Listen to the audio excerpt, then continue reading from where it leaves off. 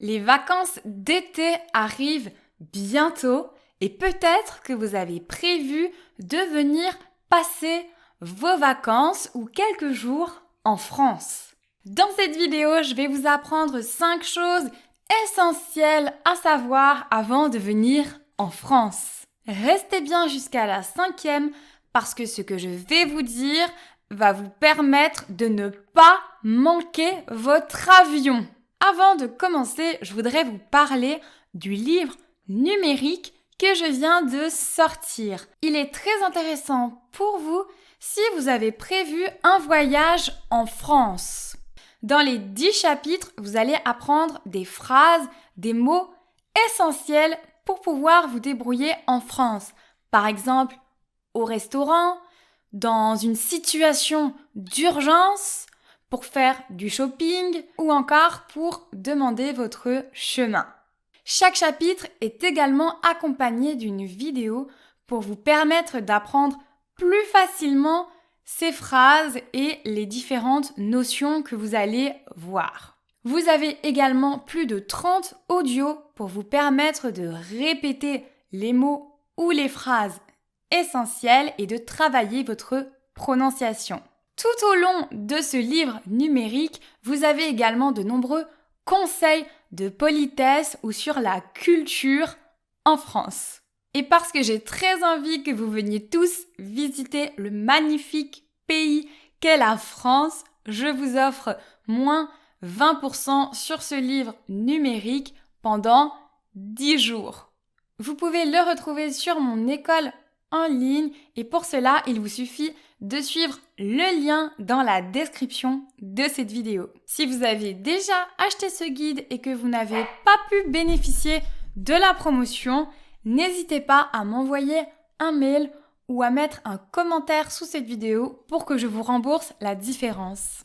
C'est parti, commençons tout de suite avec la première chose très importante à savoir si vous venez en France. Cette première information, elle va surtout concerner les Américains. En France et en Europe d'une manière générale, quand on écrit une date, on écrit toujours le jour, le mois et ensuite l'année.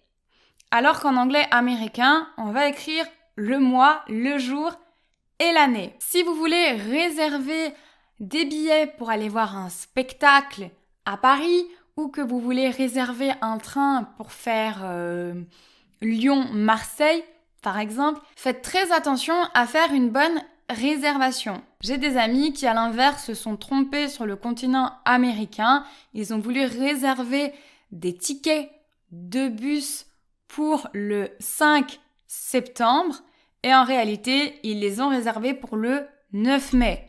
Donc faites vraiment attention. Deuxième chose intéressante à savoir, et vous allez aimer parce que je vais vous parler de quelque chose de gratuit.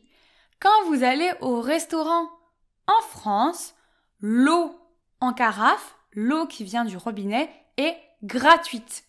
Vous pouvez demander gratuitement une carafe d'eau au serveur.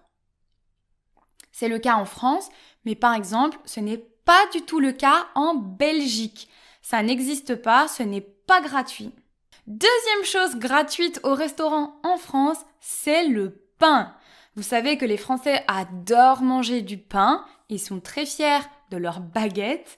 Donc vous avez du pain gratuit, généralement à volonté, quand vous allez au restaurant. Bien sûr, quand vous commandez des plats. Vous ne pouvez pas simplement entrer dans un restaurant et demander du pain. Mais je pense que vous l'aviez compris. Donc l'eau du robinet en carafe et les corbeilles de pain sont gratuites au restaurant. Troisième point, les prix sont toujours affichés TTC. Donc, c'est-à-dire que vous n'allez jamais payer plus que ce que vous voyez dans un menu ou dans un magasin, par exemple. Le prix que vous voyez affiché, c'est le prix que vous allez payer. Donc que ce soit des services ou des produits, tout est affiché, toute taxe incluse. Vous n'avez pas de surprise en caisse. Au restaurant, le service et le couvert sont également inclus dans les prix des plats et des boissons. Vous n'êtes pas obligé de laisser un pourboire pour le salaire du serveur ou de la serveuse. Vous pouvez, si vous avez particulièrement aimé le service, mais vous n'êtes pas obligé. Quatrième chose à savoir, et ça vous l'avez peut-être vu dans la série Emily in Paris, on ne compte pas les étages de la même manière en France qu'aux États-Unis. En France, le rez-de-chaussée est le niveau 0. Vous montez une fois les escaliers, vous avez le premier étage. Vous montez une deuxième fois les escaliers, vous avez le deuxième étage. Donc on commence par 0. Et la cave, c'est le -1 en général.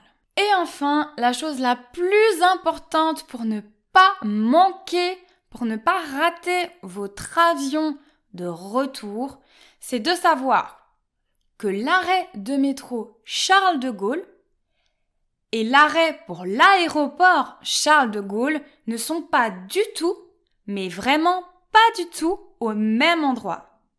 L'arrêt de métro Charles de Gaulle est situé près de l'Arc de Triomphe, à côté des Champs-Élysées, donc en plein cœur de Paris. Alors que l'aéroport Charles de Gaulle, lui, est situé en dehors de la ville. Vous devez y aller en taxi ou en RER. Faites très attention parce que ça arrive chaque année que des touristes manquent leur avion en se rendant à la station de métro Charles de Gaulle, mais n'espérez pas y trouver des avions. D'ailleurs, en parlant de taxi, faites également très attention. Comme dans tous les pays du monde, il y a des taxis qui essayent d'arnaquer les touristes.